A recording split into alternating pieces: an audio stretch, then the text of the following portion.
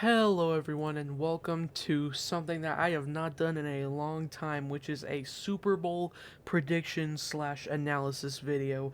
I think the last time I did one of these was in 2020, right before the pandemic hit. It was Super Bowl 54 between the Chiefs and the 49ers. Now, a lot of time has passed between now and then. It's been 5 years since I've done one of these kinds of videos, and during that time, a lot of things have changed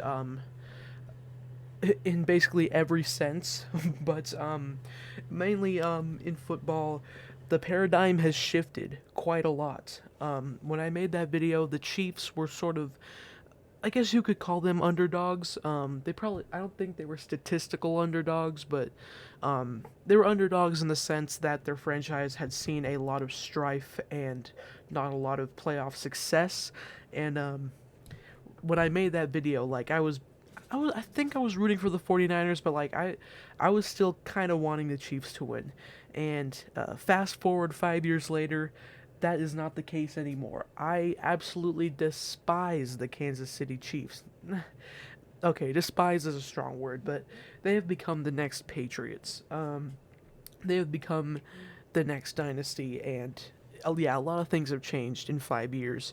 But anyways, what I'm going to be talking about today is the great American tradition that has been happening since the year 1967, which is the Super Bowl. You know, two teams who won their respective conferences are clashing together in a game that will be watched by millions upon millions of spectators, a good percentage of which who do not know anything about the sport of football. So that is why I'm here today. I am here to sort of give you the lowdown on this game and sort of educate those who are just sort of watching it because they have to go to a party or something. But anyways, it is Super Bowl 59. I know, that is crazy. We're almost in the 60s. Yeah, it is Super Bowl 59, a matchup that basically nobody wanted between the Kansas City Chiefs and the Philadelphia Eagles. I mean, we saw this 2 years ago with Super Bowl 57. It was a great game. Don't get me wrong, it was a great game. It came down to the wire with a little bit of ref ball in there. I don't think it was ref ball. I mean, it was a holding penalty. It was pretty obvious, but still, the final winner came down to a referee's decision. Anyways, yeah, we have Super Bowl 59 between the Chiefs and the Eagles, but let us get into the teams. Starting off with the AFC champions. Who else but the Kansas City Chiefs? Yeah, this team has been dominant for years upon years. Some may say due to the refs. I am not one of those people who say that the refs are completely in control of their dynasty because they are a great team, they are a well-rounded team, and they win games at the end of the day. But yeah, this team definitely has some favoring from the referees. The Chiefs are still a great team. I mean, they are the next dynasty. They have made it to the Super Bowl in 4 out of 5 years, only defeated by the Cincinnati Bengals. Um, but yeah, the Chiefs. A lot of people hate them, myself included, but you have to respect them in some way. But let us talk about the mastermind, the ringleader. I'm not talking about Andy Reid. I'm talking about Patrick Mahomes. Now, last time I talked about this guy, I was singing his praises. I was saying he's the next generational quarterback. He's the next, Tom Brady. I don't know if I said that directly, but anyways. And that has all come to fruition. I mean, this guy is the model quarterback of the 2020s. A lot of people hate him. Just like Brady, he has been known to throw fits and cause a scene on the field, so to speak. But I mean, his technical ability is still great. He hasn't been putting up stats these last couple years, mostly because Matt Nagy is their offensive coordinator. But yeah, he's still a great quarterback. He can make some great plays. And at the end of the day, Patrick Mahomes is still, whether we like it or not, he's the future. He is the present now, but he is still the future of the National Football League as we know it. So yeah, and let us look at the running backs. This is going to be sort of a quick video. It actually is probably going to be longer than any of the ones I've done because I have a lot of things I have to talk about, but it's still going to be relatively quick. I'm going to cycle through these. I will go into some amount of detail for them, but two of these teams I haven't really followed too much throughout the year. I mean, they haven't been put on prime time a lot, so I have been kind of forced to follow them in some way. But anyways, we have the running backs. On the right, we have Isaiah Pacheco. He has been on the team for, I think, 3 years now. And he's a pretty solid running back. I'm sorry if there's weird noise. Also, I'm sorry that my microphone's quiet. I'm trying to talk as loud as I can, but this is like a very quiet microphone. Anyways, we have Isaiah Pacheco. He's been on the team for a few years. He's pretty solid. He's a good run threat. He's a very physical running back, get through the gap, stuff like that. So, yeah, great running back. And on the left, we have a familiar face to the Kansas City organization, and one that not a lot of people were expecting to have a big come up this year, but that is Kareem Hunt. He was on the Browns for a bit. I think he was on another team that I'm forgetting, or maybe he just went straight from the Browns to the Chiefs, but I feel like he was on another team between the Browns and the Chiefs. Anyways, yeah, he has emerged as their number one running threat. Kareem Hunt, very controversial player. I'm not gonna get into his controversies, but a very controversial player. But he is still a great running threat, and yeah, they have sort of a dual threat offense here. But let's look at their wide receivers. These are the main two they have, but there is another one that they have just recently acquired. But on the left here is Xavier Worthy, like the speediest man in the league. He'll zip through defenses left and right. He is just unstoppable once he gets going. He ran the fastest 40 time, I believe, of any NFL player before. This guy is definitely worthy of the name Worthy. But on the right, we have someone who I, as a Steelers fan, am very familiar with. That is Juju Smith-Schuster. As a Steelers fan, I have some pretty negative. I have a lot of positive experiences with Juju, but a lot of negative ones as well. Particularly at the time where he danced on the Bengals logo and then he just got completely knocked out afterwards during the 2020 or 2021 season. But yeah, very very up and down experiences with Juju, but he's found his footing in Kansas City. He cycled from Kansas City to New England and back to Kansas City, and he's been looking pretty solid as a receiving threat. And another receiver that they have, which I don't have any pictures of right now, is DeAndre Hopkins. He's looking for his first ring. He's been in the league for a while now. He was originally on the Texans, then got traded to the Cardinals, then the Titans, and now he's on the Chiefs. So he's cycled through a few teams. He's not really the receiving threat he once was back in like 2018, 2019, but he's still a great receiver and a great option when they need him. But these guys sort of take a back seat to this man here, Travis Kelce. I mean, what else is there to say about him? He's the best tight end in the league. Not stat-wise, but like just performance-wise over the years, he's the best tight end currently in the league. I'm not saying of all time, but currently, I do believe he is still the best tight end. And I'm sorry, and a lot of people don't like this guy for one very particular reason. And that reason is who he is currently dating. And I honestly couldn't really care about Taylor Swift. I mean, her music is very mid, in my opinion. I mean, I don't know, very mid, but, a lot of people don't like Taylor Swift, and a lot of people don't like that Travis Kelce is dating her, so I can't really say much about that. Anyways, yeah, Travis Kelce, pretty nice tight end, probably the best in the league, and he's definitely going to be catching some passes tomorrow.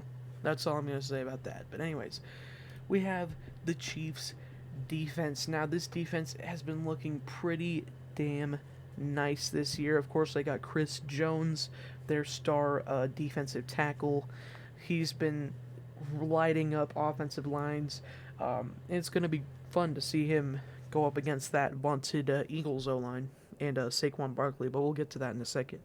And we have some other threats, such as Nick Bolton. He made some pretty big plays in the Super Bowl 57 against the Eagles, so he's hoping to do that again. And yeah, oh yeah, Trent McDuffie, of course. Trent McDuffie, he's a great cornerback. And yeah, the rest of the defense is kind of under the radar, kind of less well known. Oh yeah, Justin Reed, also great safety. They don't have L'Jarius Sneed. He was traded to the Titans.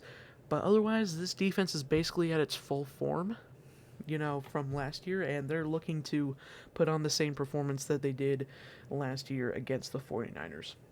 So that was the Kansas City Chiefs, but let's look at the NFC champions, the Philadelphia Eagles. Now, last year the Eagles, they started off really well. Like, I think they went like 9-0, I think, or somewhere along those lines, and then they just collapsed in the second half of the season, ending up losing in the wild card to the Buccaneers. But this year they have really found their footing, and that is due to mainly to a key factor who I will show you in just a little bit. But yeah, these Eagles are back to their peak form, and I just realized I'm using an outdated image because that's Jason Kelsey right there. He's not on the team anymore. But anyways, yeah, these are basically the same players are on here from last year. Just Jason Kelsey is retired.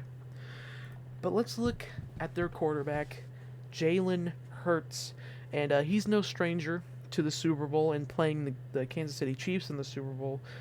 Just 2 years ago, of course, he played them, and he's pretty familiar with this team, and he's looking to prove that the Eagles can beat the Chiefs in the Super Bowl. But yeah, he's a great quarterback. Not one of the greatest in the league. I think I'd say top 10, probably a top 10 quarterback. Probably not top 5. I'd say Mahomes, Allen, Burrow, Jackson, and Daniels. I'd say, but yeah, still top 10.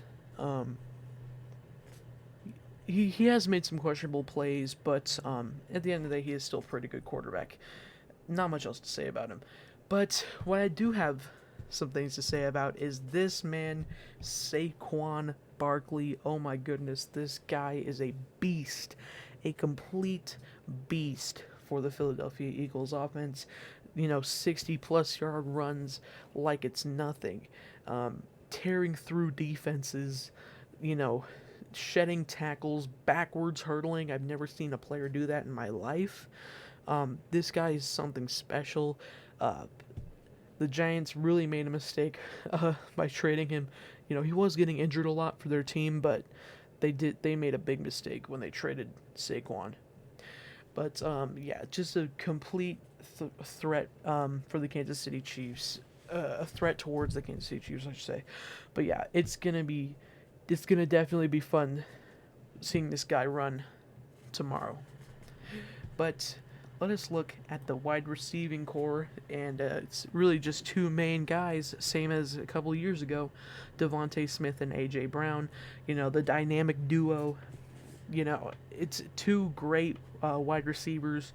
A.J. Brown, what else is there to say about him? He's been making great catches. He's really had a resurgence this year. Really towards the latter half of the season, I should say. And Devontae Smith, while he hasn't been doing as great as like his first couple years in the NFL, is still a very, very nice receiving threat for the Eagles. And yeah, just two great wide receivers. It's going to be hard to cover them. It's going to be, the Chiefs do have some great secondary defenders, but it's going to be tough going against these guys. And here we have the Eagles offensive line. I'm not really going to go over Dallas Goedert because, he's a pretty solid tight end, but I don't really have too much to say about him. But this Eagles O-line, a lot of people thought that this O-line was going to take a big hit after Jason Kelsey retired, and that really hasn't been the case.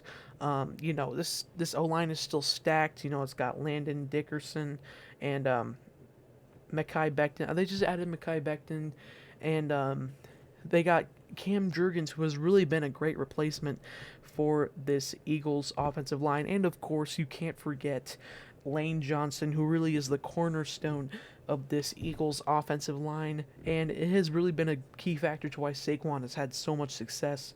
And yeah, so this offensive line and Saquon, it just works like clockwork.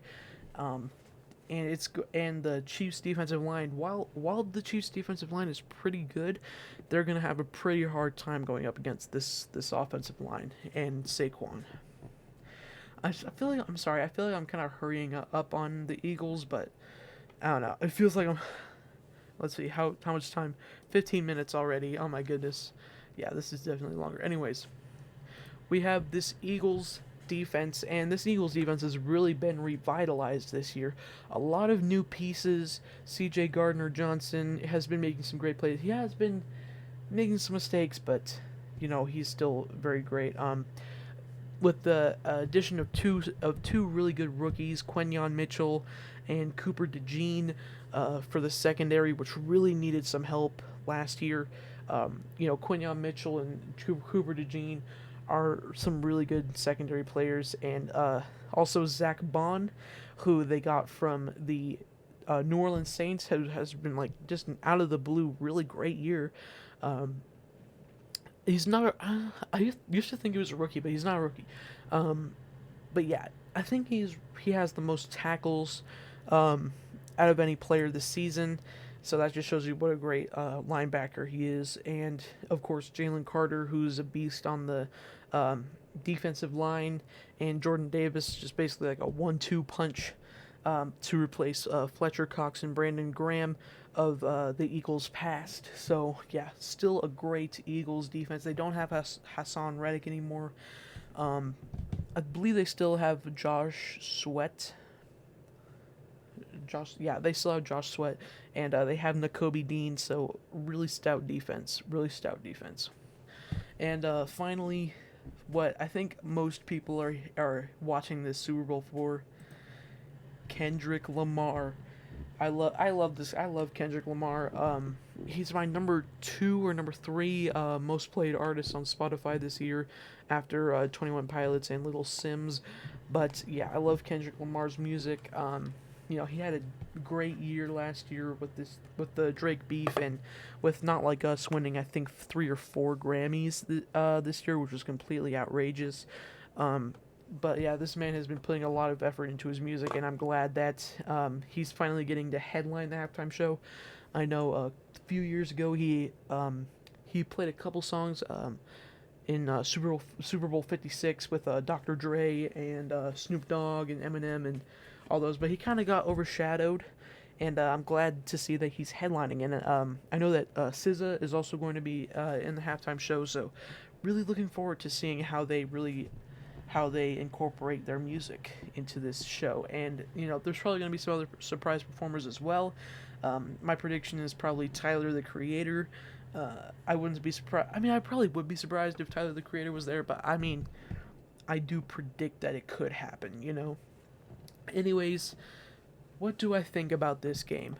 Who do I predict will win the 59th Lombardi Trophy?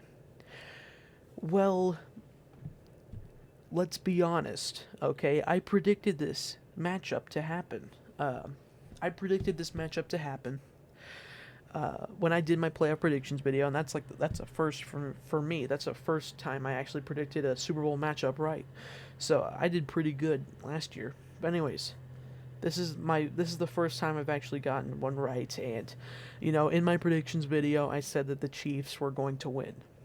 And I still stand by that. I am taking the Kansas City Chiefs, defeating the Philadelphia Eagles, and getting the three-peat. I believe the score is going to be close. I'm going to say 36 to 30. 36 to 30 final score. The Eagles are going to come up short. There's going to be a turnover on downs. There's going to be a minute left. There's going to be turnover on downs. It's going to be 4th and 15 because the refs called like a holding penalty or something. And, Jalen Hurts going to throw into the middle of the field, shaken up, incomplete. Chiefs win. And yeah, so that's my prediction. I believe I'm 2 for 2, or not 2 for 2. What am I saying? I'm 1 for 2 in the 3 Super Bowl prediction videos I made so far. So hopefully I get back up to 500 but also hopefully the Chiefs lose because I don't like the Chiefs. But anyways, hope you guys liked watching. This is probably very boring, but this is just a tradition I used to do, and I wanted to do it again.